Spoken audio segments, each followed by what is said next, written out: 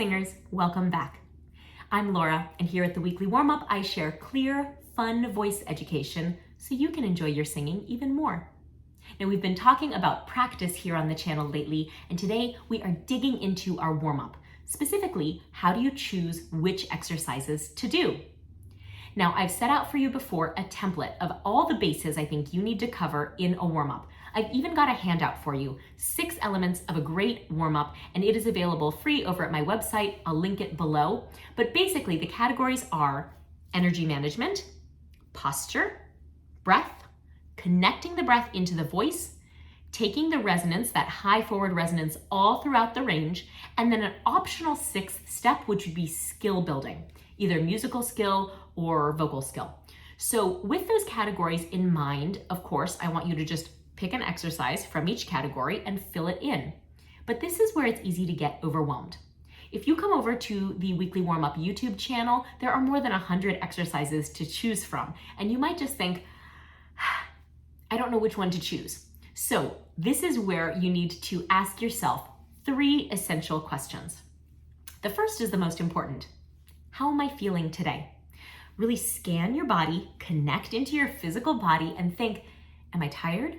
Am I congested? Am I a little bit fatigued from some heavy singing that I did yesterday? Just take stock of what's going on with you, because you should design a warm-up that will either enhance the good things or compensate for the kind of non-ideal things that are going on in your physical body at the time. Question number 2 is, what are the musical demands I'm going to face in the repertoire I'm singing? So right now I'm preparing the Bach St. Matthew Passion. It is an enormous stamina challenge, and I also have a lot of trouble with the long breaths. So stamina, making sure that I'm singing with a healthy vocalism that I can carry for a long time, and also breath, long breath. Those are 2 things that I would want to target in my breath warm-up and kind of throughout my warm-up sequence. Finally, the 3rd question is, what are my long-term goals? So if there's something that you really want to work on for, in general, like you really want to strengthen your voice or you want to gain more confidence in your low range, keep that in mind too. And at that point, it's time to really look at the pool of exercises. I've got over 100 exercises here on the Weekly Warm-Up YouTube channel, so check those out. They're arranged in playlists by breath, resonance, and so on and so forth. Or you can also tap into your history, the exercises that you've done before in choir, back in high school, that you enjoyed.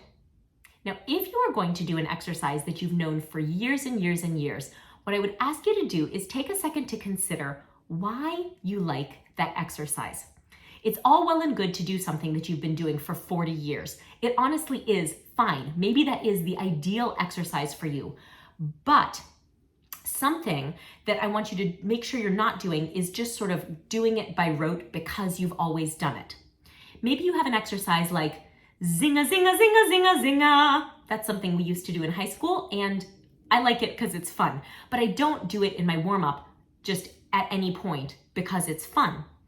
I thought about it and I realized the zzz, that's a nice buzzy consonant that helps me stay forward in my resonance. I've also got those ng hums in there, and those are also helping me to shoot that resonance forward. And because it's nice and peppy, it helps me to really energize my breath. So it's a really nice exercise. I think it has a lot of function, but I know now that because most of what it does for me is resonance-based, that's something I'm gonna wanna put in the 5th step of my template.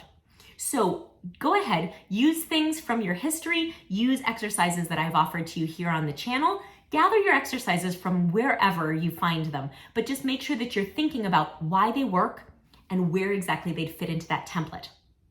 And finally, what if you just think, I do not have the time to spend all this mental work on planning my warm-up. I actually just want you to tell me what to do? Well, I've been working on it for a little while, but I do have an option for you now. I've created a practice manual, which is essentially a set of full warm-up routines for any vocal situation. I've got routines for sort of an everyday all-arounder. I've got routines for building vocal strength, restorative routine for vocal repair.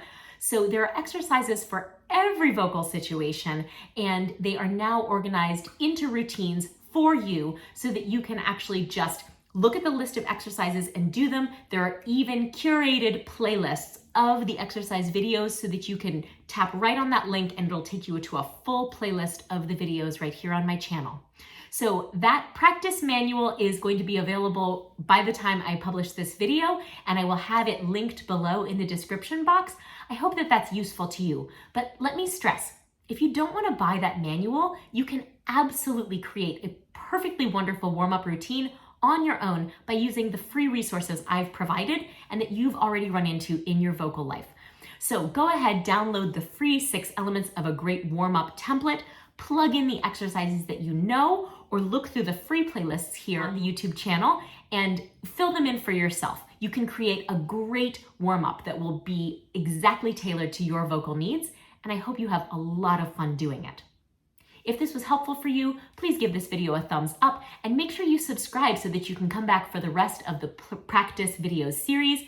Next week, we're gonna tackle music learning. It's gonna be a lot of fun, so I'll see you next week. And in the meanwhile, thank you for practicing.